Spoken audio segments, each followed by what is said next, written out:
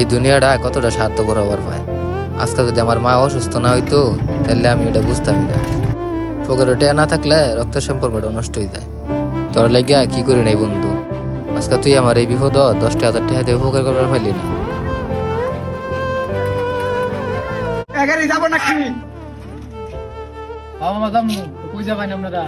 ওই সামনে মেন রোডে যাবো। উড়ুন।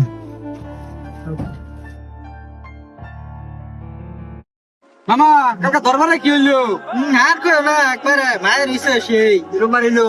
আরে টাকা পয়সা খাইয়া মনে করেন যে বিচার একবার শেষ করে দিছি। বেটা আমার তো কইলিও না তোরা। একবার ফোনও দিলি না। আরে ফোন দিব বুঝো না, ব্যস্ত থাকি, সারাদিন কাজকর্ম থাকে। বাইরে আমি দেখো ছিড়ে আলতা।